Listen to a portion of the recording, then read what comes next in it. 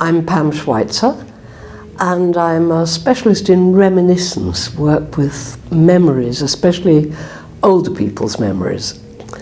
And I look for creative work with memory, including making theatre from memories and making art from memories, and involving older people in creative exploration of their own lives. Well, the last 20 years or so, I've been working a great deal with people with dementia. That's been my area of work, and I've been applying reminiscence and finding remarkably that people with dementia who are thought to have forgotten almost everything actually can remember almost everything, given the right stimulus. And I wanted to see how this was happening in another culture, in another country. And I chose to go to Japan because they have the most aging population. A lot of their old people are very healthy, but also a lot of their older people experience dementia.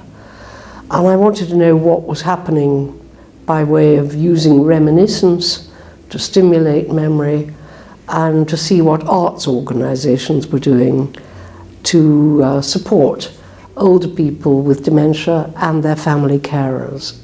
Since coming back, I've thought quite a lot about what I saw and managed to share that at conferences, meetings, seminars, especially the way in Japan they're focusing on creating small groups who live together in a supportive environment and who get involved in creative activities around their own memories.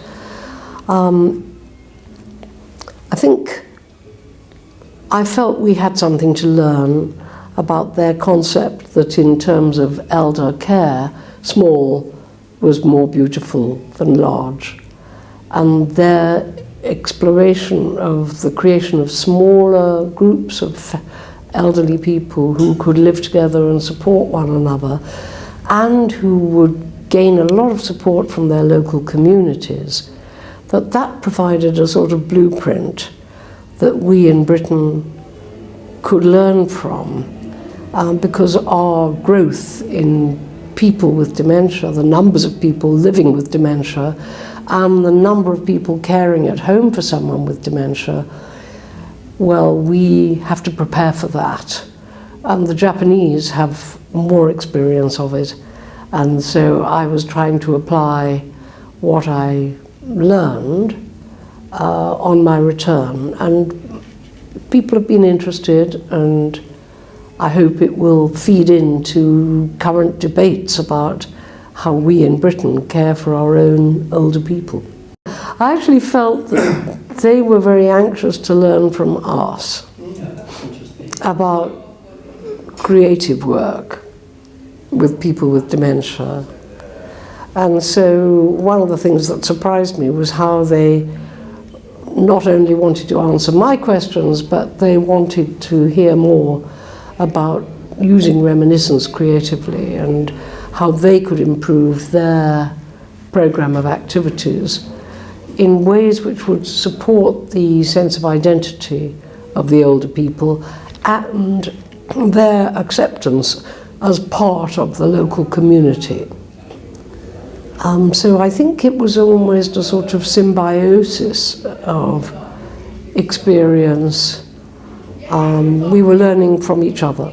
Working for the first time with organizations from the Far East has taken me in a direction I didn't anticipate, and they want to translate my book and they want to invite me back, and I want to go back and hear more about their work in this area. And I've subsequently somehow managed to build a bridge with other communities in the Far East who are very interested in developing reminiscence, including in Singapore. So I'm hoping that my own development will go on by revisiting Japan and visiting for the first time Singapore and seeing how what I know about could join with what they know about. Well, I think the staffing of it and the the thinking behind it are unique. I think the care and respect and consideration by the staff for their fellows is unique. I've spent 40 years fundraising for projects, and very often people have given the money, but they haven't actually been interested in what you do when you get there and how it affects you personally. And I felt the caliber of the people involved here is very special.